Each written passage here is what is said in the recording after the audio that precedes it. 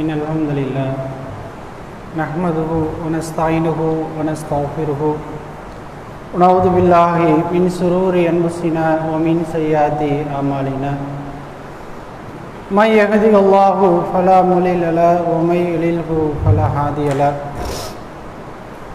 أشهد أن لا إله إلا الله وأشهد أن محمدا عبده ورسوله أما بعد اللهم صل على محمد وعلى آل محمد كما صليت على إبراهيم وعلى آل إبراهيم إنك حميد مجيد اللهم بارك على محمد وعلى آل محمد كما باركت على إبراهيم وعلى آل إبراهيم إنك حميد مجيد தூணே தெரியாமல் வானத்தை படைத்து தீர்ப்பு நாளின் அதிபதியான அல்லாஹுக்கே புகழ் அனைத்தும். அந்த ஓரிரையின் சாந்தியும் சமாதானமும் நமது தலைவர் நபிகள் நாயகம் ஸல்லல்லாஹு அலைஹி வஸல்லம் அவர்கள் மீதும் அவர்களுடைய குடும்பத்தார் மீதும் சஹாபாக்கள் சஹாபிய பெண்கள் மீதும் தாபீன்கள் தபோ தாபீன்கள் மீதும் இந்த மார்க்கத்தை அதன் தூய வடிவில் சொல்லக்கூடிய நல்லவர்கள் மீதும் இந்த ஜும்மாவிற்கு வருகை தந்துள்ள நம் அனைவர்கள் மீதும் ஏக இறைவனின் சாந்தியும் சமாதானமும் என்றென்றும் என்று நிலவட்டுமாக என்று பிரார்த்தித்தவனாக எனது இந்த ஜும்மா உரையை ஆரம்பம் செய்கிறேன்.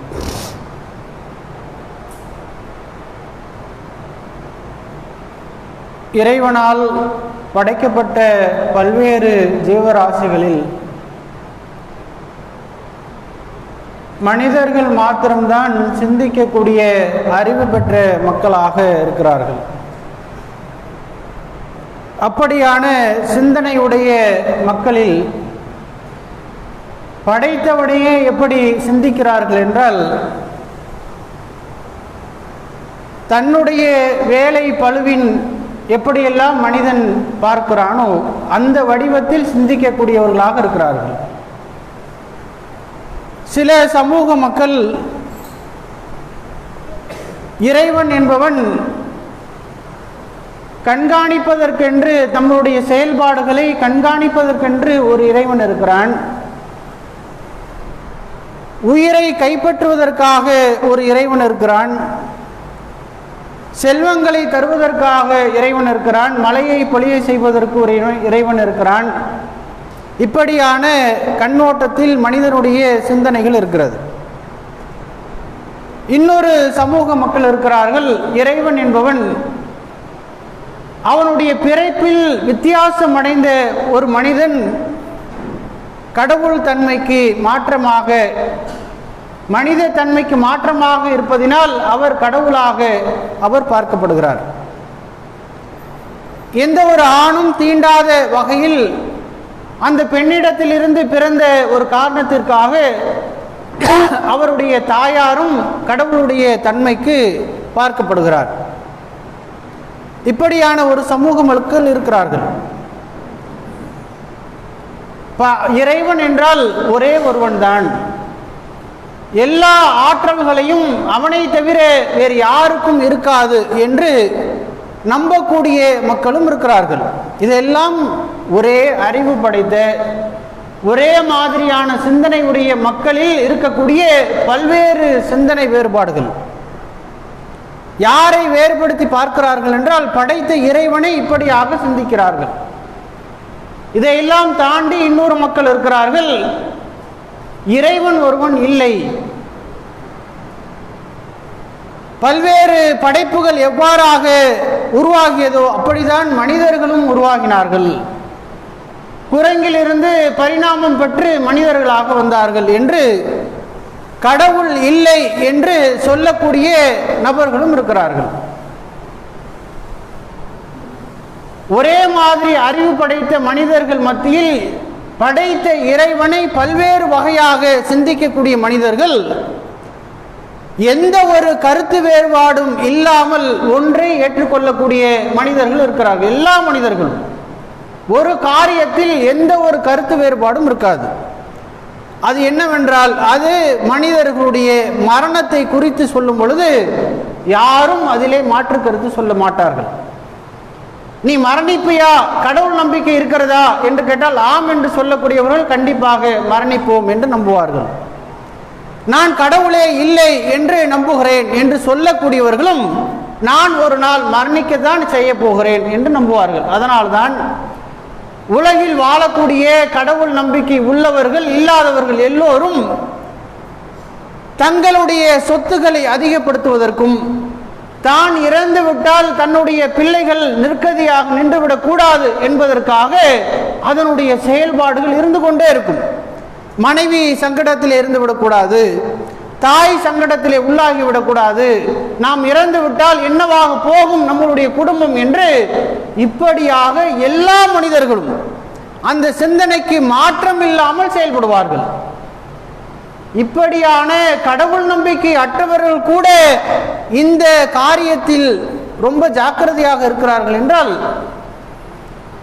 படைத்தவன் இறைவன், அவன் ஒருவனை தவிர வேறு யாரும் இல்லை என்ற சிந்தனையில் இருக்கக்கூடிய, நம்பிக்கையில் இருக்கக்கூடிய முஸ்லிம்கள் அந்த மரணத்தை குறித்து எவ்வளவு செய்திகள் நமக்கு சொல்லப்பட்டிருக்கிறது.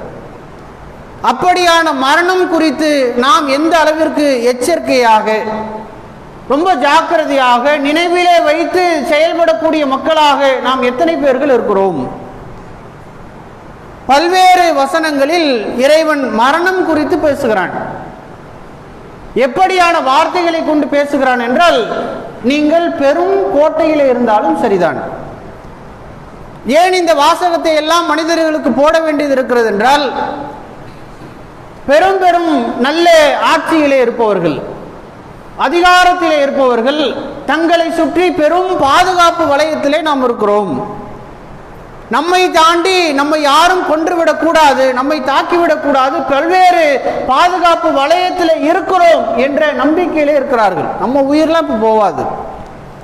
சமீபத்தில் கூட ஒரு அமைச்சர், சென்ட்ரல் மினிஸ்டராக இருக்கக்கூடியவர், தன்னுடைய எக்ஸ் பிரிவு பாதுகாப்பில் இருந்து இசட் பிரிவு பாதுகாப்புக்கு மாற்றுகிறார். எக்ஸ்ங்கிறது குறைவு, இசட் பிரிவு பாதுகாப்பு என்றால் இன்னும் கூடுதலாக அவரை சுற்றியான பாதுகாப்பு வலயங்கள் அதிகரிக்கப்படுகிறது.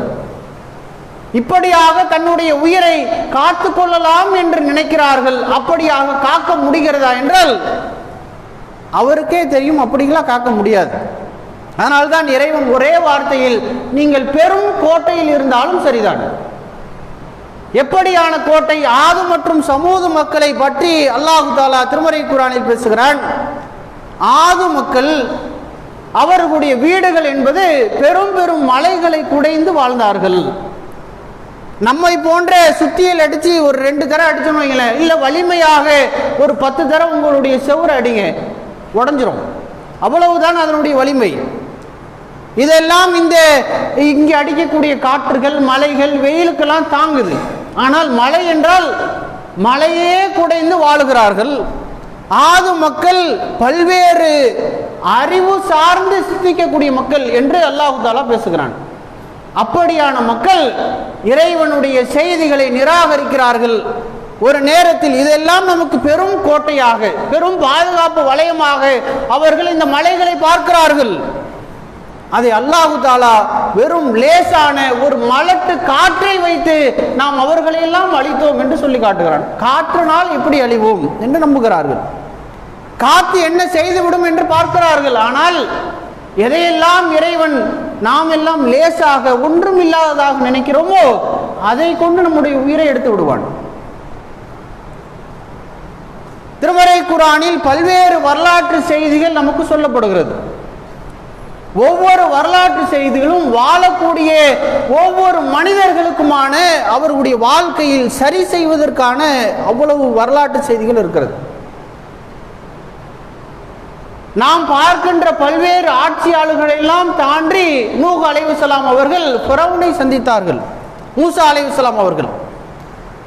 அலைஹிஸ்ஸலாம் அவர்கள் ஃபிரௌனை எந்த அளவிற்கு சந்திக்கிறார்கள்?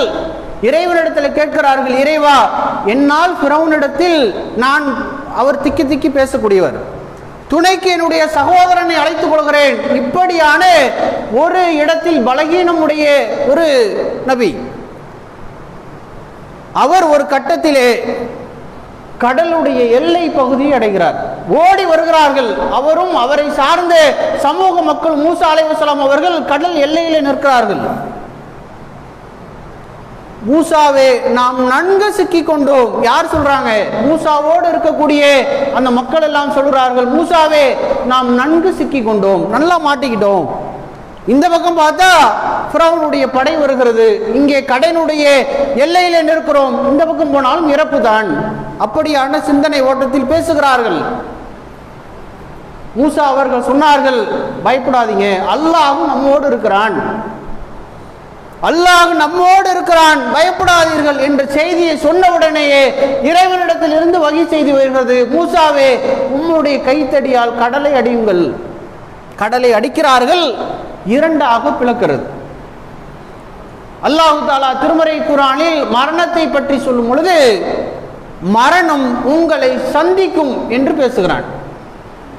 பல்வேறு நேரங்களில் நமக்கு தேவையான பல்வேறு காரியங்களை நாம தான் போய் சந்திக்கிறோம்.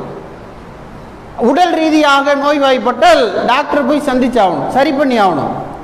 ஒரு சொத்து வாங்கணுமா, அந்த இடத்த போய் நாம தான் பார்க்கணும், அந்த ஓனரை போய் பார்க்கணும், பல்வேறு விஷயங்கள் பேசணும். அந்த சொத்தை வாங்கிய பிறகு அதை ரெஜிஸ்டர் பண்ணுமா, நாம தான் ரெஜிஸ்டர் ஆஃபீஸுக்கு போகணும். பெரும் பெரும் கலெக்டரை சந்திக்கணுமா, நாம தான் போய் சந்திக்கணும். அல்லது கலெக்டரே மக்கள்கிட்ட ஒரு செய்தியை சொல்லணும்னா அவர் வந்து சொல்லுவார். இப்படி ஒவ்வொரு நபர்களும் ஒன்றை வேண்டும் என்றால் அதை நாம் போய் சந்திக்கிறோம். எந்த ஒன்றும் நம்மை வந்து சந்திப்பதில்லை. ஆனால் மரணம் குறித்து அல்லாஹு தஆலா பேசும் பொழுது மரணம் உங்களை வந்து சந்திக்கும். நீ எங்க வேண்டாலும் போலாம். அது எப்பொழுது உங்களை நாட வேண்டும் என்று அல்லாஹ் நாடிவிட்டானோ அப்பொழுது ஆட்டோமேட்டிக்கா வந்து நாடுவான். அது உங்களை சந்திக்கும் என்ற வார்த்தையை பேசுகிறான். மூசா அலைஹிஸ்ஸலாம் அவர்கள் இவ்வளவு நாள் அவளோடு இருக்கக்கூடிய கூட்டங்கள் நாம மரணத்தை சந்திச்சிட்டோம்னு நினைக்கிறாங்க. அதனால்தான் மூசாவே நாம் நன்கு சிக்கி கொண்டோம் என்ற வார்த்தையை எந்த நாள் பயன்படுத்துகிறார்கள்? நாம இறக்க போறோம் தான் நினைச்சு சொல்றாங்க. இறைவனால் அது மிகப்பெரிய அதிசய வலைகள் அங்கே திறக்கப்படுகிறது, கடல் பிளக்குது. கடலை பிளந்தாலே எல்லாரும் ஓடுவோம். ஏன்? இன்றைக்கு கடல் உள்வாங்கி விட்டால் அது சுனாமியுடைய ஒரு பெரிய ஒன்றாக அது பார்க்கப்படும். சமீபத்தில் கூட நடந்தது, கடல் உள்வாங்கிடுச்சு. என்னோட செய்திகள் எப்படி வந்ததுன்னா, கடல் அருகிலே உள்ளவர் அனைவரும் காலி பண்ணிடுங்க, ஏன்னா திடீர்னு சுனாமி வந்துடும், அந்த எச்சரிக்கைகள் செய்கிறார்கள். கடல் பிளக்கிறது. கடல் வழியே யாரெல்லாம் நாம் மரணத்தை சந்திக்க போறோம் என்று நினைத்துக் கொண்டிருந்தார்களோ அவர்கள் அந்த கடல் வழியே பிரயாணம் செய்கிறாங்க. மூசா அலைஹிஸ்ஸலாம் அவர்களும் அவர்களோடு இருக்கக்கூடிய சகோதரர்களும் அந்த வழியிலே செல்கிறார்கள். இக்கரையிலிருந்து அக்கறை அடைகிறார்கள். சந்திக்க போறோம் நினைத்தவர்கள் அந்த சந்திப்பை விட்டுவிட்டு அக்கறைக்கு செல்கிறார்கள். அதே வழியிலே ஃபிரௌன் உள்ளே நுழைகிறான். கடலுடைய மைய பகுதி வருகிறது. இறைவன் சொல்வது போல உங்களை மரணம் சந்திக்கும். எவ்வளவு பெரிய கோட்டையிலே இருந்தவன், தனக்கு எதிராக பிறக்கக்கூடிய ஒவ்வொரு ஆண் குழந்தைகளும் என்னை தான் கொல்ல இருக்கிறது என்று யாரோ ஒரு ஜோசியக்காரன் சொன்னதனால் அனைத்து ஆண் குழந்தைகளும் அளித்தான். அதனுடைய ஆட்சி அதிகாரத்தில் இருந்து அதனால் அனைத்து ஆண் குழந்தைகளும் கொன்று குவித்தான். அந்த அதிகாரம் இருந்தது. எதை வேண்டும், யாரை வேண்டுமானாலும் அவன் நினைத்தால் கொல்ல முடியக்கூடிய, வெட்டக்கூடிய அதிகாரத்தில் இருந்தவன். ஆனால் இறைவன் சொன்ன ஃபிரௌனுக்கான அந்த மரணம் கடலுடைய எல்லை பகுதியில் இல்லை, எல்லையை தாண்டி நடுப்பகுதியில் ஒன்றும் இல்லை என்று நினைத்து கொண்டிருந்த இடத்தில் மரணம் சந்திக்கிறது. கடல் மூடுது. யார் சந்திக்க போகிறோம் என்று நினைத்தார்களோ அவர்களை அல்லாஹ் தஆலா ரொம்ப லேசாக அக்கறைக்கு செலுத்துகிறான். நமக்கான மரணம் இல்லை என்று நினைத்து கொண்டிருந்த ஃபிரௌனை கடலுடைய மைய பகுதியில் மூழ்கடித்ததாக திருமறை குர்ஆன் நமக்கு சொல்லி காட்டுகிறது.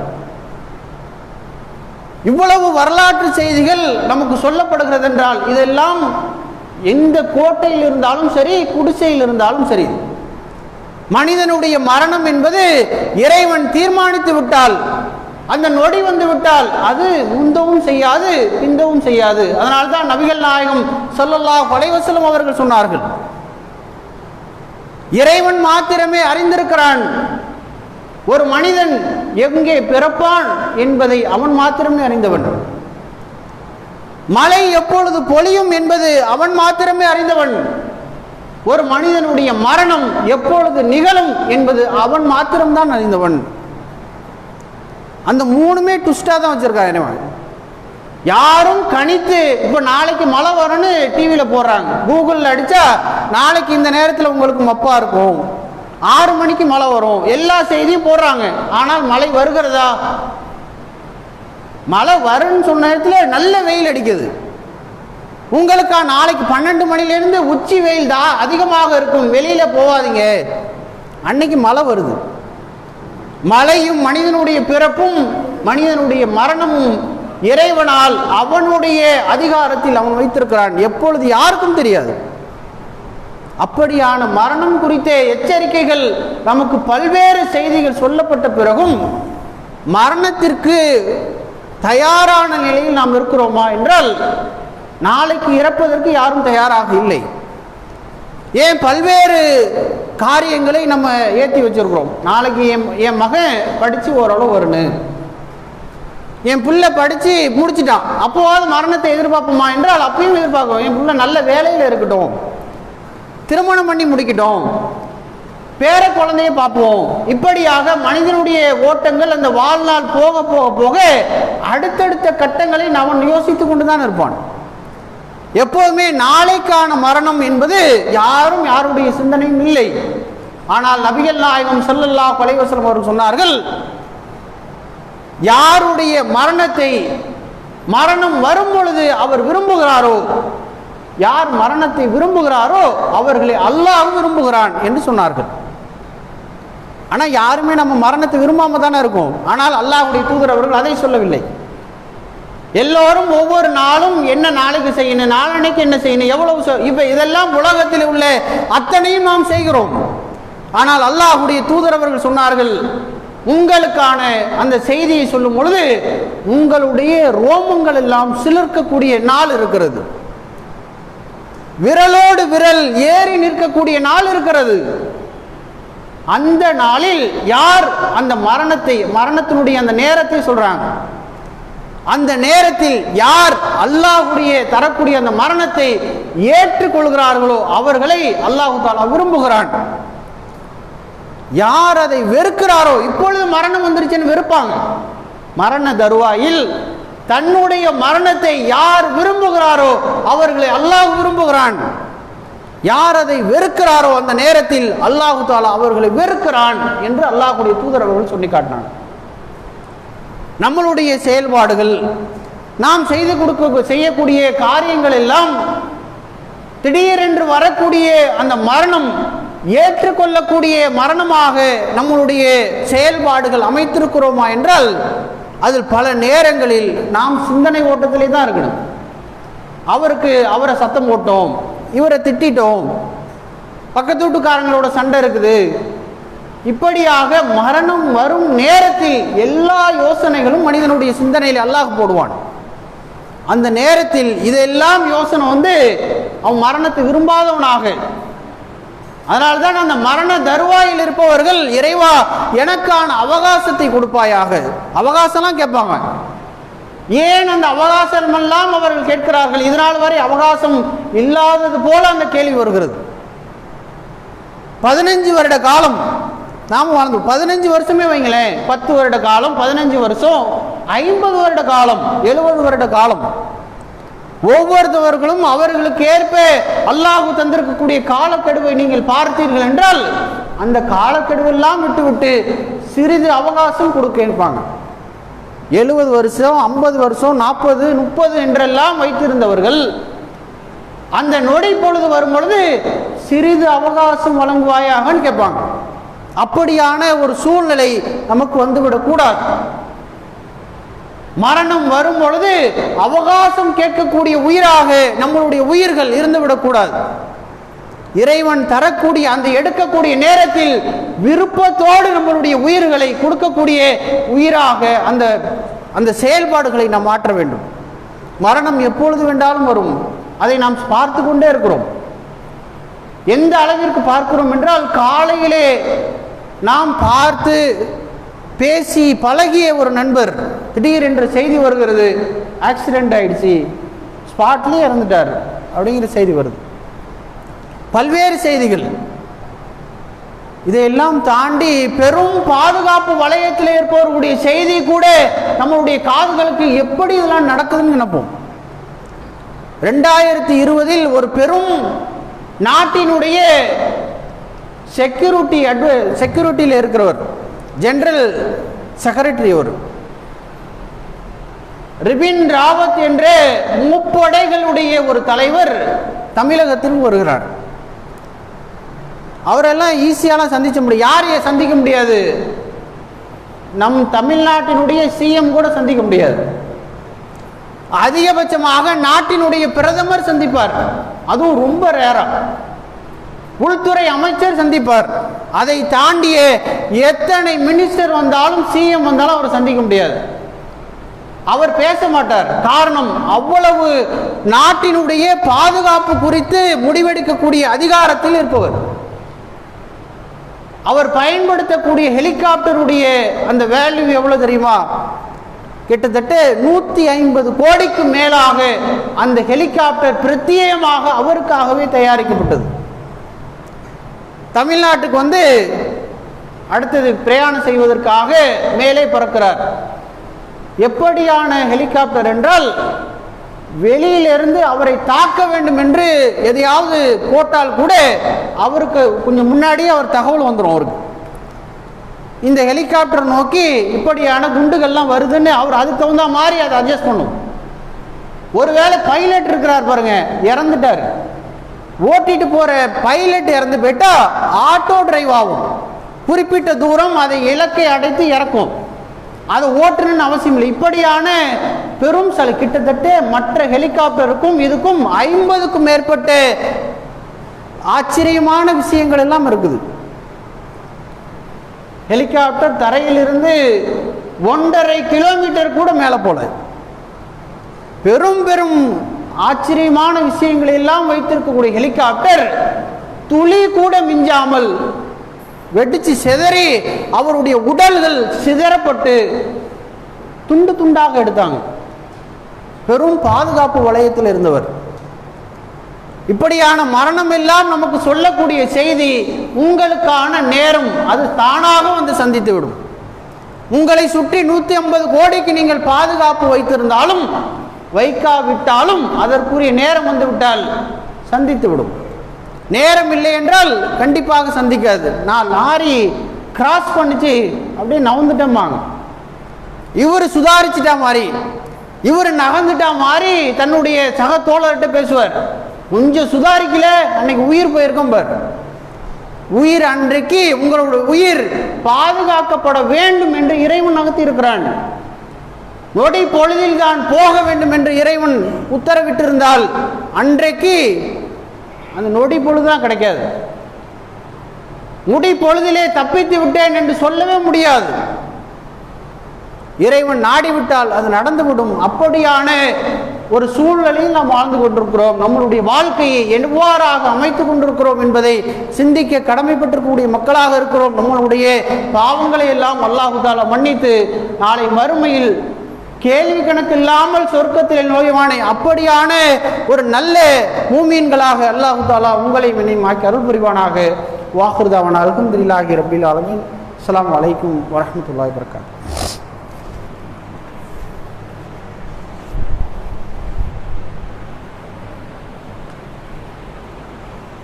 அல்ஹம்துலில்லாஹி ரப்பில் ஆலமீன். ஷாபானுடைய 15வது நாள் என்பது